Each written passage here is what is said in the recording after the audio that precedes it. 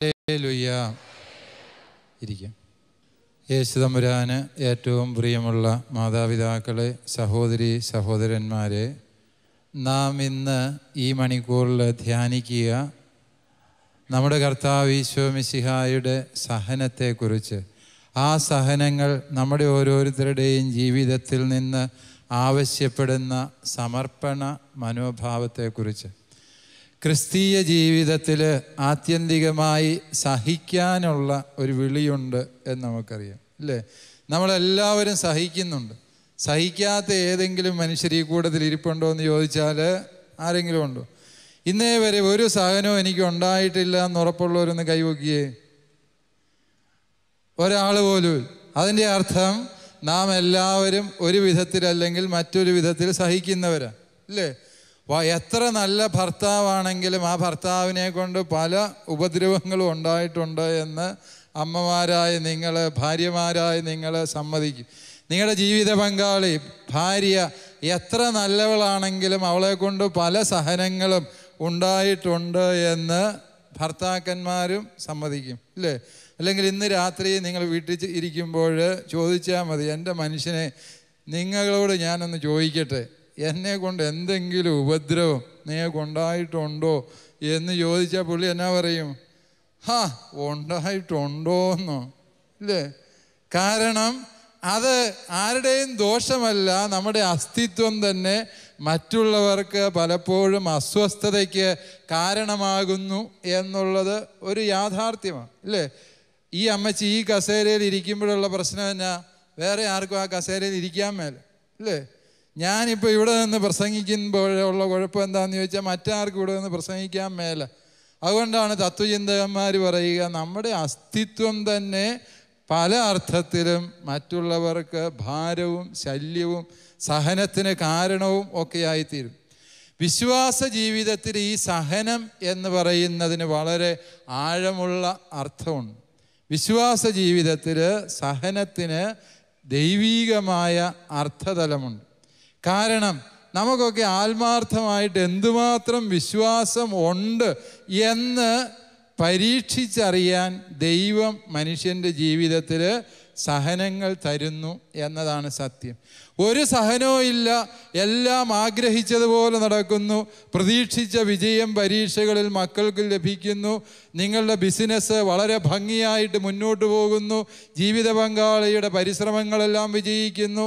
ആഗ്രഹിച്ചതെല്ലാം കൈപ്പിടിയിൽ ഒതുക്കാൻ കഴിയുമ്പോൾ ഹല്ലേലൂയ എന്ന് പറഞ്ഞ് ദൈവത്തെ സ്തുതിക്കുക എളുപ്പമാണ്. പക്ഷേ സങ്കീർത്തകൻ പാടുന്നത് പോലെ ദുഃഖത്തിൻ്റെ പാനപാത്രം കർത്താവിൻ്റെ കയ്യിൽ തരുമ്പോൾ അത് വാങ്ങിയിട്ട് സന്തോഷത്തോടെ ഹല്ലേലൂയ പാടാൻ പറ്റുമോ എന്ന് ചോദിച്ചാൽ അത് നമ്മിൽ പലർക്കും സാധിക്കുന്നില്ല എന്നുള്ളത് സത്യമാണ്. വിശ്വാസത്തെ ശരിയാം വിധത്തിൽ പരീക്ഷിച്ചറിയാൻ ദൈവം ഓരോ മനുഷ്യൻ്റെയും ജീവിതത്തിൽ എന്ത് നൽകുന്നു? സഹനങ്ങൾ നൽകുന്നു. യോഹന്നാൻ്റെ സുവിശേഷം 6-ാം അധ്യായം 4 മുതലുള്ള വാചകങ്ങളിൽ ഈശോ ശിഷ്യന്മാരുമായി നടത്തുന്നൊരു സംഭാഷണമാണ്. നിങ്ങൾ തന്നെ ഇവർക്ക് ഭക്ഷിക്കാൻ കൊടുക്കുക, ഈശോ ആവശ്യപ്പെട്ടു, ഇല്ലേ?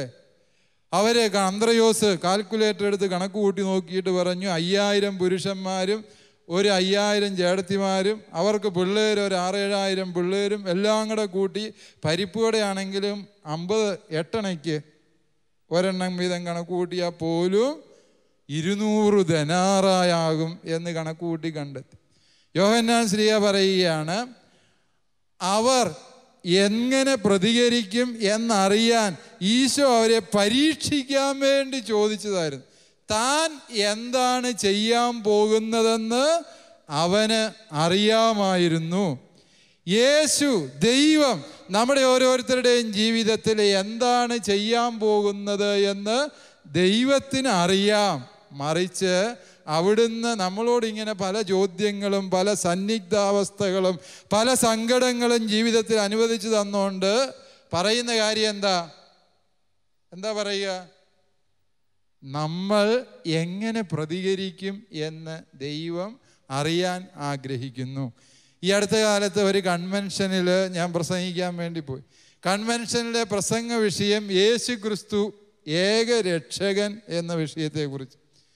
യേശു ക്രിസ്തു ഏകരക്ഷകൻ എന്ന വിഷയത്തെക്കുറിച്ച് ഞാനൊരു 2 മണിക്കൂറോളം പ്രസംഗം കഴിഞ്ഞ് താഴെ ഇറങ്ങി വന്നപ്പോൾ ഒരു അമ്മച്ചി എന്നെ കാണാൻ വേണ്ടി ഈ സ്റ്റേജിൻ്റെ താഴെ തന്നെ വന്ന് നിൽപ്പുണ്ട്. ഈ അച്ഛനോട് 2 പറഞ്ഞിട്ടേ ഉള്ളൂ എന്ന മട്ടിൽ.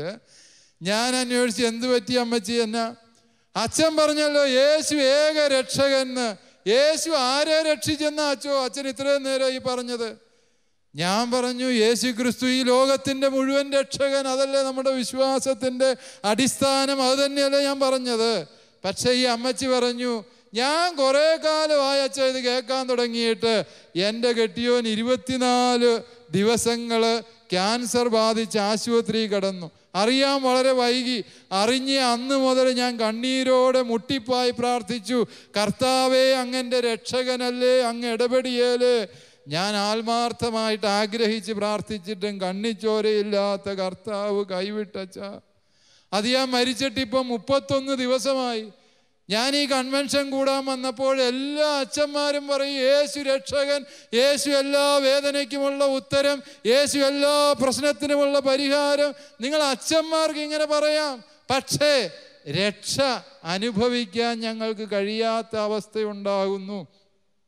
ഇത്രയും കഠിനമായി പ്രതികരിക്കുന്നവർ ഒരുപക്ഷെ ഈ കൂട്ടത്തിൽ ഉണ്ടാകാൻ വഴിയില്ല. പാലാക്കാർ പൊതുവെ വിശ്വാസ തീഷ്ണതയുള്ളവരായിട്ടാണ് അറിയപ്പെടുക. ഞങ്ങളും പണ്ട് പാലായിൽ നിന്ന് പോയവരാണ്. അതുകൊണ്ട് പാലാക്കാരെക്കുറിച്ച് ഞങ്ങൾക്ക് വളരെ മതിപ്പും സ്നേഹമൊക്കെ ഉണ്ട്. ഏതാണെങ്കിലും നിങ്ങൾ അത്രയും രൂക്ഷമായി പ്രതികരിച്ചില്ല എങ്കിലും പ്രിയപ്പെട്ടവരെ, ഞാൻ വിചാരിക്കുന്നു വിശ്വാസ ജീവിതത്തിൽ നമുക്കൊക്കെ പലപ്പോഴും അനുഭവപ്പെട്ടിട്ടുള്ള ഒരു പ്രതിസന്ധി ഇതുതന്നെയാണ്. ദൈവം രക്ഷിക്കുന്നു, ദൈവം സ്നേഹിക്കുന്നു, ദൈവം പരിപാലിക്കുന്നു എന്നൊക്കെ പറയുമ്പോൾ തമ്പുരാനെ എന്ത് നീ ഇടപെടാത്തത് എന്ന് ന്യായമായും നമ്മൾ സംശയിച്ചു പോകുന്ന സന്ദർഭങ്ങളുണ്ട്. ഈ മനുഷ്യജീവിതത്തിലെ സഹനങ്ങളെ പരിശോധിക്കുമ്പോൾ പ്രിയപ്പെട്ടവരെ, നമുക്ക് മനസ്സിലാകും എല്ലാ സഹനവും ആത്യന്തികമായി അർത്ഥമുള്ളതാകുന്നത് യേശു മിശിഹായുടെ കുരിശിനോട് ചേർന്ന് നിൽക്കുമ്പോഴാണ്. ഈ കുരിശെന്ന വലിയ സത്യത്തെ മുൻനിർത്തിക്കൊണ്ടാണ് സഹനത്തെക്കുറിച്ചുള്ള നമ്മുടെ ഇന്നത്തെ വിചിന്തനങ്ങൾ ഞാൻ നിങ്ങളുടെ മുമ്പിൽ വിശുദ്ധ ഗ്രന്ഥത്തിൻ്റെ വെളിച്ചത്തിൽ അവതരിപ്പിക്കും.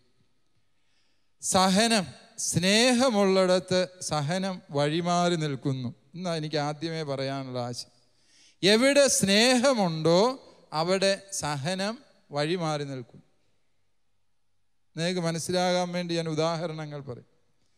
ഞാൻ ഒരു ബസ് യാത്ര ചെയ്യുമ്പോൾ ഒരു അമ്മച്ചിയുണ്ട്. ഒരു അമ്മച്ചി കൊച്ചിനെ എടുത്തുകൊണ്ട് താഴോട്ട് ഇറങ്ങും. അമ്മച്ചി എന്നൊക്കെ പറഞ്ഞു കഴിഞ്ഞാൽ ഒരുപാട് പ്രായമൊന്നുമില്ല, എന്നെക്കാളും പ്രായം കുറവാണ്. ഒരു 35-40 വയസ്സുള്ള ഒരു മധ്യവയസ്കയായ സ്ത്രീ. അത് കുരുടാണ്, അതിന് പൊക്കം വളരെ കുറവാണ്. ഈ പൊക്കം കുറഞ്ഞ ഈ സ്ത്രീ അതിൻ്റെ കൊച്ചിനെ എടുത്തുകൊണ്ട് താഴെ 2 സ്റ്റെപ്പ് താഴോട്ട് ഇറങ്ങിയപ്പം കണ്ടക്ടർ വിചാരിച്ചു ഇത് പോയി കഴിഞ്ഞു കാണും എന്ന് വിചാരിച്ച് മണിയടിച്ച് ഇതിനെ കാണാത്തതുകൊണ്ട്. യഥാർത്ഥത്തിൽ ഇത് താഴത്തെ സ്റ്റെപ്പേൽ എത്തിയതേ ഉള്ളൂ, ഇത് താഴോട്ട് ഇറങ്ങിയിട്ടില്ല. മണിയടിച്ച് വണ്ടി അങ്ങ് നീങ്ങാൻ തുടങ്ങുകയും ഇത് ഈ കൊച്ചിനെ എടുത്തുകൊണ്ട് റോട്ടിലേക്ക് എടുത്തു ചാടി. കണ്ടക്ടർ പെട്ടെന്ന് മണിയടിച്ചു, ആളുകൾ ഒച്ചയെടുത്തു. ആകെ ഉത്കണ്ഠാജനകമായ നിമിഷങ്ങൾ. ഞങ്ങളെല്ലാം സീറ്റിൽ നിന്ന് എഴുന്നേറ്റ് നോക്കി, അമ്മച്ചിക്ക് എന്ത് പറ്റി? ഞാൻ കണ്ടു താഴേക്ക് വീണപ്പോൾ 2 കൈയും കൊണ്ട് തൻ്റെ കുഞ്ഞിനെ മാറോട് ചേർത്ത് പിടിച്ച് മുഖം ചെന്ന് ഈ ടാറിട്ട റോട്ടിൽ അടിച്ച് വീണു. അവൾക്ക് ഗുരുതരമായ പരിക്കേറ്റു. നെറ്റി വിണ്ട് കീറിയിട്ടുണ്ട്, അതിൽ ചോര ഒഴുകി തുടങ്ങി, മൂക്കിക്കടയും വായിക്കടയും എല്ലാം ചോര വരാൻ തുടങ്ങി. പക്ഷെ എന്നെ അത്ഭുതപ്പെടുത്തിയത് ഈ അമ്മ എഴുന്നേറ്റ പാടെ ചെയ്തത് താൻ നെഞ്ചോട് ചേർത്ത് പിടിച്ച കുഞ്ഞിനെ വിടർത്തി പിടിച്ചൊന്ന് നോക്കി. അവൻ എന്നാ പറ്റിയത്? കൊച്ചിനൊന്നും പറ്റിയില്ല. കാരണം ഈ അമ്മ കൊച്ചിനെ 2 കൈ കൊണ്ട് ചേർത്ത് പിടിച്ച് ചെന്ന് വീണത് കൊണ്ട് ഈ കുഞ്ഞിനൊന്നും പറ്റിയില്ല. ആ കുഞ്ഞിൻ്റെ മുഖത്തേക്ക്, ചോരവാർന്ന മുഖത്തോടെ ഈ അമ്മ പുഞ്ചിരിയോടെ നോക്കുന്നത് കണ്ടപ്പോൾ ഞാൻ മനസ്സിലാക്കിയൊരു സത്യമുണ്ട്. എവിടെ സ്നേഹമുണ്ടോ അവിടെ സഹനം വഴിമാറി നിൽക്കുന്നു എന്ന യാഥാർത്ഥ്യം. ശരിയല്ലേ? സ്നേഹമുള്ളവർക്ക് വേണ്ടി സഹിക്കാൻ നമുക്ക് വിഷമമൊന്നുമില്ല. ഇതൊരു സത്യമാണ്. വേറൊരു പടത്തിൻ്റെ കഥയും കൂടി ഞാൻ പറയും. ഞാനൊരു ധ്യാന കേന്ദ്രത്തിൽ ധ്യാനിപ്പിക്കാൻ പോകുമ്പോൾ എനിക്ക് അവിടെ താമസിക്കാൻ തരുന്ന മുറിയിൽ സുന്ദരമായൊരു പെയിൻറ്റിങ്ങുണ്ട്. ഈ പെയിൻറ്റിങ് നിങ്ങളിൽ പലരും കണ്ടിട്ടുള്ളൊരു പെയിൻറ്റിങ്ങാണ്. 8 വയസ്സോളം പ്രായമുള്ള ഒരു കൊച്ച്, അതിൻ്റെ ഇളയതിന് ഒരു 6 വയസ്സ് പ്രായം കാണും. ഈ 6 വയസ്സ് പ്രായമുള്ള ഈ കൊച്ചിനെ ചുമന്നുകൊണ്ട് നടക്കും. ഈ ഇളയതിൻ്റെ 2 കാലും പോളിയോ വന്ന് ശോഷിച്ചു പോയത്, അതിന് നടക്കാൻ മേൽ. അതുകൊണ്ട് ഈ മൂത്തവൻ ഇളയതിനെ എടുത്ത് ഒക്കത്ത് വെച്ച് ഇങ്ങനെ വളരെ കഷ്ടപ്പെട്ട് വിഷമിച്ചേന്തി വലിഞ്ഞ് നടക്കുക. കാരണം ഒരു കയ്യിൽ ഭിക്ഷാപാത്രം, കാരണം 2 വയറ് നിറയാനുള്ള വക കണ്ടെത്തണം. മറുകൈ കൊണ്ട് തൻ്റെ ഇളയതിനെ നെഞ്ചോട് ചേർത്ത് പിടിച്ച് ഇങ്ങനെ വില്ലുപോലെ വളഞ്ഞാ നിൽക്കും. 8 വയസ്സുകാരൻ 6 വയസ്സുകാരനെ ചുവന്നാലത്തെ അവസ്ഥ അമ്മമാർക്ക് ഊഹിക്കാവുന്ന അല്ലേ? എന്തൊരു വലിയ ചുമടാ അത്. പക്ഷേ ഈ പടം വരച്ച കലാകാരൻ ഈ പടത്തിന് അതീവ സുന്ദരമായ ഒരു അടിക്കുറിപ്പ് എഴുതി. അതിങ്ങനെയാണ്: he ain't heavy because he is my brother. അവന് ഭാരമില്ല, കാരണം അവൻ എൻ്റെ സഹോദരൻ. അവന് ഭാരമില്ല, കാരണം എന്താ കാരണം? അവൻ എൻ്റെ സഹോദരനാണ്. എൻ്റെ ആത്മാവോളം ഞാൻ സ്നേഹിക്കുന്ന മനുഷ്യർക്ക് വേണ്ടി സഹിക്കേണ്ടി വന്നാൽ അതിൽ എനിക്ക് ചാരിതാർത്ഥ്യമേ ഉള്ളൂ, അതിലെനിക്ക് സന്തോഷമേ ഉള്ളൂ എന്നുള്ളതാണ് യഥാർത്ഥമായ സത്യം. പലപ്പോഴും നമ്മൾ മറ്റുള്ളവർക്ക് വേണ്ടി സഹിച്ചതിൻ്റെ കണക്കുകൾ എണ്ണിപ്പറയുന്നെങ്കിൽ അതിൻ്റെ അർത്ഥം എന്താ? നമ്മുടെ സ്നേഹം സമ്പൂർണമായില്ല എന്ന് തന്നെയാണ് അതിൻ്റെ അർത്ഥം, ഇല്ലേ? മറ്റുള്ളവർക്ക് വേണ്ടി നമ്മൾ സഹിച്ചതിൻ്റെ കണക്കുകൾ എണ്ണിപ്പറഞ്ഞുകൊണ്ട് ഒരിക്കൽ ഒരു വീട്ടിൽ എൻ്റെ ഇടവകയിലെ 2 വീട്ടുകാർ തമ്മിലുള്ളൊരു വഴക്ക് മധ്യസ്ഥം വഹിച്ച് തീർക്കാൻ വേണ്ടി എൻ്റെ അടുത്ത് കൊണ്ടുവന്നപ്പോൾ ഈ ചേട്ടൻ പറഞ്ഞ ഒരു വിഷമം ഇതാണ്: എൻ്റെ അച്ഛാ, ഇവൻ അറ്റായിക്ക് വന്ന് വായിൽ നിന്ന് നാക്കും വെളിയിലിട്ട് കയ്യും കാലും ഇട്ട് അടിച്ചു കിടന്നപ്പോൾ ഇവൻ്റെ പിള്ളേരില്ല, ഒരു മിടുക്കന്മാരും അടുത്തില്ല. ഞാൻ സമയത്ത് തൂക്കിയെടുത്ത് കൊണ്ടുപോയി ആശുപത്രി കൊണ്ടുപോയി കാണിച്ചില്ലായിരുന്നെങ്കിൽ ഇവൻ ഇന്നീ മിടുക്ക് പറയാനുണ്ടാകുമായിരുന്നു. എന്നിട്ട് ഇവൻ്റെ ജീവൻ രക്ഷിച്ച് എന്നോട് നന്ദി എന്നൊരു വാക്കുപോലും ഈ മനുഷ്യൻ പറഞ്ഞിട്ടില്ല. അച്ചു, ഇവനൊക്കെ വെറും മൃഗമാണ്. ഈ ചേട്ടൻ രോഷാകുലനായി, വാചാലനായി. ഞാൻ വിചാരിച്ചു, നന്ദി എന്ന ഒരു വാക്കിന് വേണ്ടിയാണ് ഈ മനുഷ്യൻ ഈ മഹാത്യാഗം ചെയ്തത്, ഇല്ലേ? എൻ്റെ പിള്ളേർ എന്നോട് നന്ദി കാണിച്ചില്ല എന്ന് അമ്മമാര് അപ്പന്മാര് ചിന്തിച്ചു തുടങ്ങുമ്പോഴും അപകടമിതാ. എവിടെ സ്നേഹം സമ്പൂർണമാകുന്നുവോ അവിടെ യാതൊന്നും തിരികെ പ്രതീക്ഷിക്കുന്നില്ല. ഹല്ലേലൂയ. ഒന്ന് വലതുകര ഉയർത്തി എല്ലാവരും പറഞ്ഞേ, ഹല്ലേലൂയ, ഹല്ലേലൂയ, ഹല്ലേലൂയ. എവിടെ സ്നേഹം പൂർണ്ണമാകുന്നുവോ, മിശിഹാ തമ്പുരാൻ്റെ കുരിശിൽ നമ്മൾ കാണുന്നൊരു സത്യം ഇതാണ്. മിശിഹാ തമ്പുരാൻ്റെ കുരിശിനെ കുറിച്ച് വിവരിക്കുമ്പോൾ ഫുൾട്ടൻ ഷീൻ എന്ന് പറഞ്ഞ വലിയൊരു മെത്രാണിച്ചനുണ്ട്, നിങ്ങൾ കേട്ടിട്ടുണ്ടാവും. അദ്ദേഹം പറയുന്ന ഒരു സംഭവമുണ്ട്.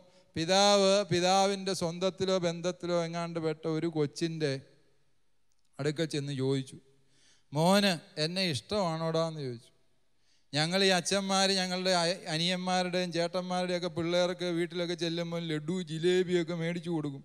എന്തിനാന്ന് ചോദിച്ചാൽ ഇവൻ ഞങ്ങളുടെ വയസ്സനാം കാലത്ത് ഇവന്മാരും വല്ലോ ഞങ്ങളെ നോക്കും എന്നുള്ളൊരു സ്വാർത്ഥത കൊണ്ടാണ്. പക്ഷെ അവനൊക്കെ അവൻ്റെ അപ്പനെ പോലും നോക്കിയല്ല, പിന്നെ ഞങ്ങളെ നോക്കുമോ? എന്നാലും ചുമ്മാ മോഹിച്ച് ഞങ്ങളങ്ങനെ ചെയ്യുന്നു. ഇങ്ങനെ ലഡുവും ജിലേബിയും കൊടുത്ത ഈ പിതാവ് ഈ കൊച്ചിനോട് ചോദിച്ചു, എടാ നിനക്ക് എന്നോട് ഇഷ്ടമുണ്ടോ? കൊച്ചൻ പറഞ്ഞു, അതെന്നാ ചോദ്യം വെച്ചാൽ പിതാവിന് എനിക്ക് ഇഷ്ടമല്ലേ? ഭയങ്കര ഇഷ്ടമാണ്. ആഹാ, എന്നാ നീ പറ, എന്തീരും ഇഷ്ടമുണ്ട്?